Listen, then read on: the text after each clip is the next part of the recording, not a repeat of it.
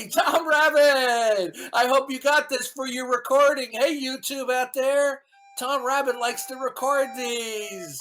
Hey, Tom Rabbit! Okay, do you believe that the tree exists standalone? No, I think it's contingent on the same Okay, things that I when I say depend on. standalone, I mean with Right. respect to God. No, I don't believe that God is dependent on a supernatural placeholder. All right, I don't believe that. listen. You can discontinue with the word supernatural because this is just clouding the issue. Okay. Well, it's supernatural to be clear, though, right, Darth? Does it? Okay, yeah, dude. Don't you understand? Like you just so I understand your position. Don't get angry. Just please. No, please. I'm getting irritated because we're wasting time invoking the supernatural. But you presuppose a supernatural being is a fundamental. I just want to be clear, right? And you listen to me. And I reject that. So I don't presuppose the supernatural. So that's why I said at the beginning, Darth. Darth, please, I've given you lots of time to talk. I told you at the beginning I have to be demonstrated the supernatural before I accept supernatural beings as an explanation. What you're doing is there's a pattern of behavior there. When I talk with atheists, there's a pattern of conduct. Not that you're not a nice guy, but there's a pattern of behavior. Atheists start out cordially answering questions. And then when the questions become more narrowly focused and asked, and the atheist gets boxed in by their own words, then they go into bickering mode.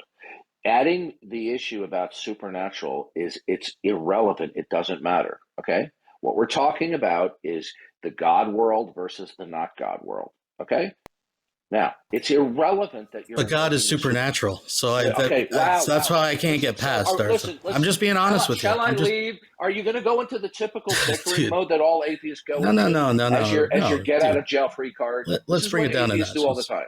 Let's bring it down a notch. It's cool. I'm just making sure I understand your position. It's super. Okay. Do you know what the word superfluous means? You know what? I'm not sure. Explain it to me. Okay. It means it's unnecessary. Right. It's unnecessary and irrelevant. I'm not saying that distinguishing between the natural and the supernatural and the natural are wrong or incorrect. It's unnecessary for the sake of discussion. It's an unnecessary inclusion because it clouds the issue. I'm giving very philosophically precise terms and descriptors here. Okay? Now, you believe that the tree, and you'll notice, you don't have to agree with me, but what you can't disagree is I'm using very precise terminology in order to bring clarity. No, I appreciate that, Darth, and that's honestly, I'm asking clarification sometimes because I don't debate philosophy. I'm familiar with the terms, but I want to make sure I understand what you're saying. So you believe that the tree or any other discrete state of affairs exists stand alone without the necessity of deriving from the necessity of God.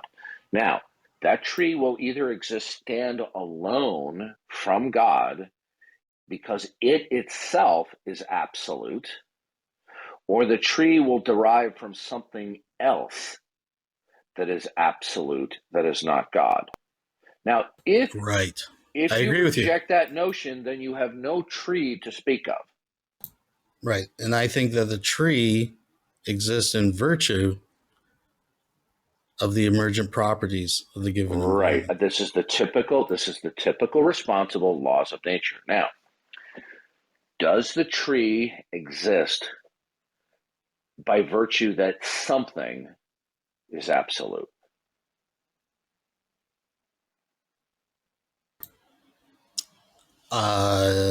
Yeah. Okay. And you don't accept that is God. Now, I don't know that it's God. Okay. Now, no. You believe that it's not God. I would, yes, I don't believe that it's God. You do not believe that it is God because you say you're not convinced. Now, does the tree exist in virtue of something that is singularly absolute? Or does the tree exist because there are two or more things that are discrete from each other that are absolute within themselves. Right. See, I'm trying to be really careful, Darth, because I could say something, but I'm afraid it would upset you because I think I've seen you. No, in closing the word supernatural is just clouding the issue. Oh, I didn't say supernatural. I didn't say supernatural. I wasn't talking about supernatural. Okay. Listen, I just asked you a very precise question. Right. I'm trying. Okay. Go ahead.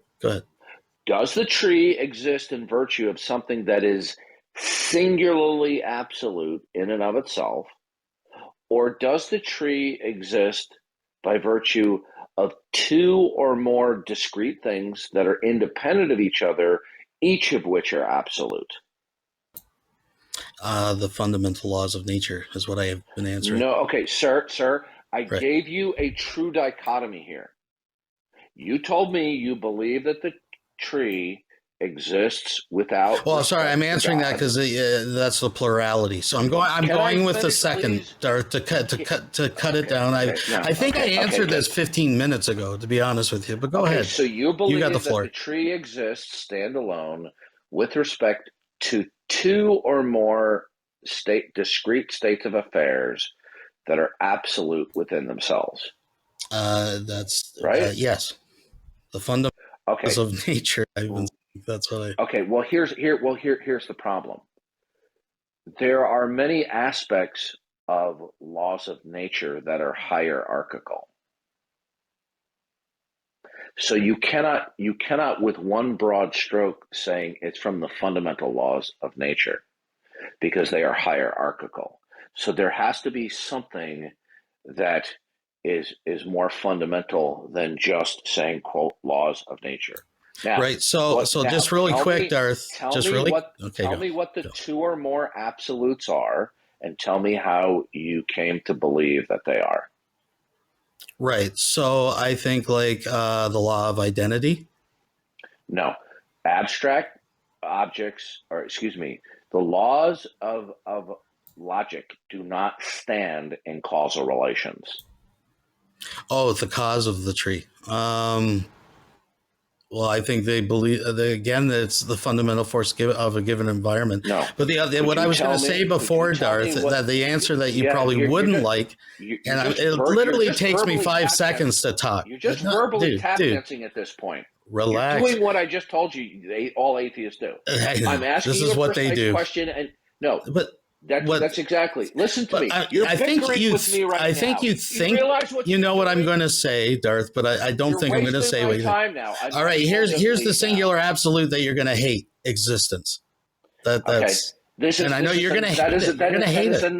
That is a non-answer. I know you're going to hate that. Existence is not a predicate, sir. But I think a supernatural placeholder is a non-answer. See, because you have to presuppose it exists, and then you have to make metaphysical invisible arguments for it. So I'm going to leave very soon. Okay. All you're doing right now is you're doing what atheists. I'm just trying to get the floor. I'm just trying to get the floor for 2 minutes, dude. Every time I open up my mouth. No, you got the floor. You got the floor. Okay. Every time I open up my mouth, you cut me off. Okay. You are doing precisely. Well, you talked a long time, dude. Okay. You know what? Hey, you know what? Fuck off, asshole. Okay. You're doing it again. You present yourself as being cordial, but you're not cordial because you're doing precisely what atheists do. You turn the conversation. Fuck off. I'm talking. Okay.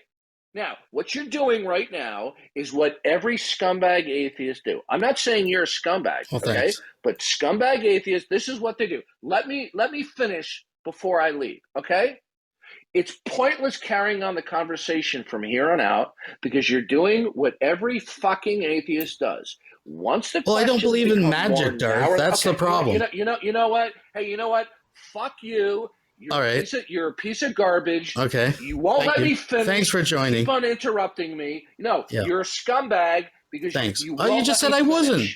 Okay? Darth. You won't let I heard you like Star Wars. Let's talk about Star Wars. Dude, let's find some common ground. You're a Star Wars guy. Oh, he's gone. Folks, I tried. I tried so hard to keep my mouth shut and be nice, but I mean, You win some, you lose some, folks. I don't know what to say. Oh, but Darth, the thing is, and I remind him at the beginning, right? I said, we actually had a conversation years ago, but it was pretty cordial. I said it was, it wasn't really, that bad or anything. And then, but now he's hot. Like he's been trolled and hit so much. Like, excuse me, sorry, just took a drink. That's what happens to cows, right? Lulz cows and shit. They get so hard. He's just defensive. And I was trying to explain to him, just wait. Like, I know you think you know what I'm going to say, but I'm not probably going to say what you're going to say, what you think I'm going to say, because he has a knee-jerk reaction, right? He's heard it before. He's done it every night, from broadcasting from his mother's basement or whatever the case may be. Oh, my God. And he gets, and he's fucking events, his life's shitty. Seriously, I'm not trying to be rude. These are facts about him. And he comes online and rants at people, but he was so hot. Let me put, I honestly think he does. He's lonely, angry, close to death or something like that, has probably a rather shitty life, and has a big pet peeve with people who are younger than him.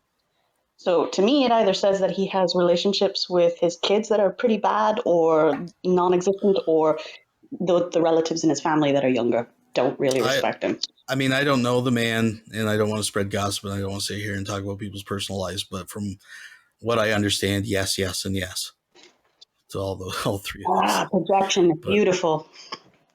And if anybody wants to come up, don't be shy. Come on in. The water's fine. How about that, Jesus? Did you catch that, Tom Rabbit? Hope you upload that to YouTube.